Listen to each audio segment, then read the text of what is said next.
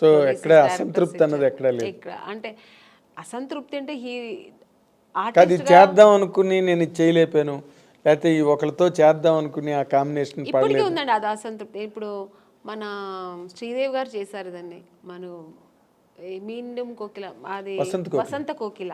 ఆ క్యారెక్టర్ నాకు చేయాలని ఉంది, మిగిలిపోయింది కదా. ఇప్పుడు మళ్ళీ చేయలేము ఆ క్యారెక్టర్ చేయాలంటే. అవును, ఆ స్టేజ్ ఆ ఏజ్ దాటిపోయింది. అవును, అది అలాంటి సినిమా. అలాగే ఇప్పుడు రీసెంట్గా మనం బాహుబలిలో రమ్యకృష్ణ గారు ఎక్సలెంట్ క్యారెక్టర్ కదా అది. సో అలాంటి క్యారెక్టర్లతో దొరికితే నేను చేయాలి అనిపిస్తుంటది. ఆర్టిస్ట్కి ఎప్పుడు అసంతృప్తి తృప్తి అనేది ఉండదు. ఈ క్యారెక్టర్ నేను చేయాలి, ఆ క్యారెక్టర్ నేను చేయాలి, అన్ని నేనే చేయాలి కామన్ గా ఉండే తప్ప. బట్ నేను అనుకోని క్యారెక్టర్స్ కూడా నేను చేశాను కదా. అది ఇప్పుడు శుభలగ్నం అని నేను అనుకోలేదు, ఊహించిన క్యారెక్టర్స్ అవన్నీ. సో ఓ పక్కన ఆ సంతోషం కూడా ఉంది. కానీ మీరు అంతమందితో చేశారు కానీ ఒక్కళ్ళతో మిస్ అయ్యారు. తెలుసండి మీరు ఎవరిని అడుగుతున్నారని. ఎవరు చెప్పండి? మా మెగాస్టార్ చిరంజీవి గారు. అదొక్క అసంతృప్తి ఉందండి, ఆర్టిస్ట్గా అదొక్కటి ఉంది. ఎందుకంటే ఆ టైంలో ఆయనతో చేయడానికి అవకాశం రాని హీరోయిన్ మీరు ఒక్కరే. సౌందర్య చేసింది వచ్చిందండి, నాకు అవకాశం రాలేదు. నేను ఎప్పుడు ఆయన్ని జపిస్తూ ఉండేదాన్ని కదా, ఎలా దేవుడిని జపించేదాన్నో అలాగా. నేను చిన్నప్పుడు స్కూల్కి వెళ్ళే టైంలో ఆయన మన రాధా గారి సినిమాలు, విజయశాంతి గారు పక్కన చేసిన సినిమాలని ఎక్కువ చూసేదాన్ని. నాకు అక్కడే నేను చిరంజీవి గారు ఫ్యాన్ అయ్యాను. అసలు ఆ చిరంజీవి గారు అంటే ఇంకా పిచ్చి. సినిమా ఎంత పిచ్చో అంతే పిచ్చి నాకు చిరంజీవి గారు అంటే. ఇంకా నేను నా రొమాన్స్, నేను సాంగ్ ఏదైనా నేను డ్రీమ్లో ఇలా ఊహిస్తున్నంటే చిరంజీవి గారు పక్కన హీరోయిన్ తీసి మీరు వెళ్ళిపోతారు. నేను వెళ్ళిపోయేదాన్ని ఇలా నేను అక్కడ చేస్తే ఎలా ఉంటుందని అలా వెళ్ళిపోయేదాన్ని. సో అలా ఒక డ్రీమ్ నాకు ఉండేదన్నమాట. అది నాకు నిజమైంది కూడా. నాకు నిజంగా దొరుకుతుంది అనుకోలేదు. బట్ నాకు ఆఫ్టర్ శుభలగ్నం రిక్షావాడు సినిమా, ఆ సినిమాకి నేను ఫస్ట్ అడిగారనమాట, డేట్స్ కూడా తీసుకున్నారు. మళ్ళీ ఒక షూట్కి వెళ్ళాక ఇంకా 15 days ఉన్నప్పుడు నేను చిరంజీవి గారితో మాట్లాడాను కూడా. నేను ఆ టైంలో షూట్కి వెళ్తున్నాను అన్నీ తెలుసు, సౌందర్యకి తెలుసు. సౌందర్య కూడా చాలా హ్యాపీ, ఎందుకంటే సౌందర్య కూడా ఉంది ఆ సినిమాలో. నేను సౌందర్య ఇద్దరు చాలా హ్యాపీ. మన ఇద్దరు మళ్ళీ కలిసి చేస్తున్నామే అని. నేను బెంగళూరు షూట్కి వెళ్తే తను ఫోన్ చేసింది నాకు. ఆఫ్టర్ 15 days తర్వాత 1 week తర్వాత ఏమైందో తెలియదండి. నగ్మా గారు అని ఇది ఫోటో దీంట్లో చూసా, ఏదో ఒక పత్రికలో చూసాను. తర్వాత మా మేనేజర్ చెప్పారు, లేదమ్మా ఇలాగా మనం లేదు ఏమంటే డైరెక్టర్ చేంజ్ అయ్యారు అక్కడ. కోదండరామరెడ్డి గారు చేయాల్సిన సినిమా కోదండరామకృష్ణ గారు ఎవరు చేశారు. కోదండరామరెడ్డి గారు భార్గవ ఆర్ట్స్కి వెళ్ళారు, మాతో పెట్టుకోక సినిమా. అప్పుడు షఫల్ అయ్యారు. షఫల్ అయ్యేప్పటికి అక్కడ ఏం జరిగిందో తెలియదు, నిజం నాకు తెలియదు, దేవుడికే తెలుసు. నేను మారాను అనమాట. సో చాలా అసంతృప్తి. ఇంకా అదే ఫస్ట్ టైం నేను అప్పుడు అంటే చాలాసార్లు నేను హీరోయిన్ అవ్వలేదని ఏడ్చాను. చిరంజీవి గారి సినిమా దొరకలేదని సెకండ్ టైం ఏడ్చాను నేను.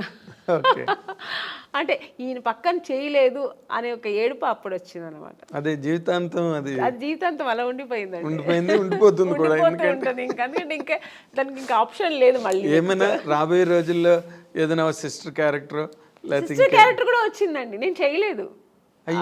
స్టేట్ ఎవరు మన ఖుష్బు గారు చేశారు. ఏ సినిమా అనేది? స్టాలిన్ నాకు అడిగారు అనమాట. అడిగారు, నేను సిస్టర్ రోల్ నేను చేయను, నేను ఊహించుకోలేను అసలు ఆయన పక్కన అసలు అని. నేను చేయనని చెప్పాను. మురుగదాస్ డైరెక్టర్ అడిగారండి, నేను చేయనన్నా.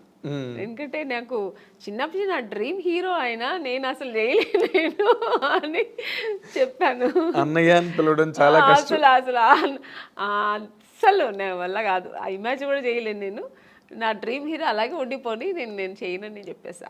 అప్పుడు చాలా గ్రేట్ డెసిషన్ అది. నిజంగా నేను చేయలేదు. అవును, గ్రేట్ డెసిషన్. కన్విక్షన్.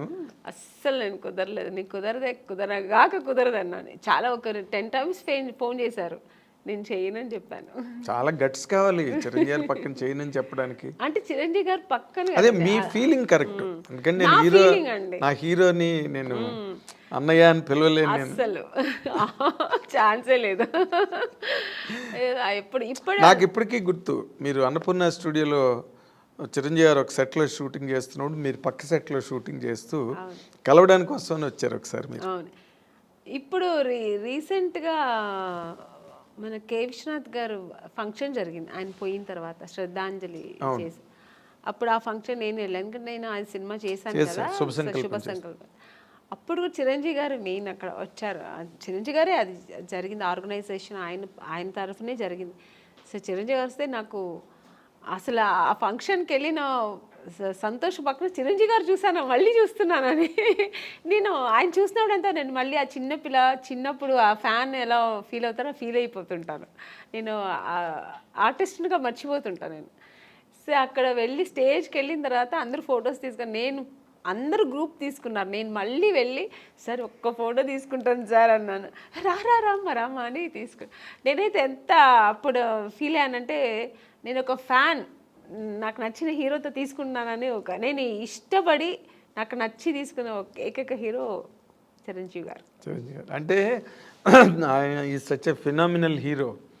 మీరు అలాగే ఫ్యాన్స్ లాగా ఉండిపోయారు అప్పటి నుంచి ఇప్పటి వరకు. ఇప్పుడు మళ్ళీ కొత్త హీరోస్తో తీసుకుంటున్నాను. ఇప్పుడు చేస్తున్నప్పుడు అందరూ హీరోస్తో నేను తీసుకుంటా పర్సనల్గా, అది దట్స్ డిఫరెంట్.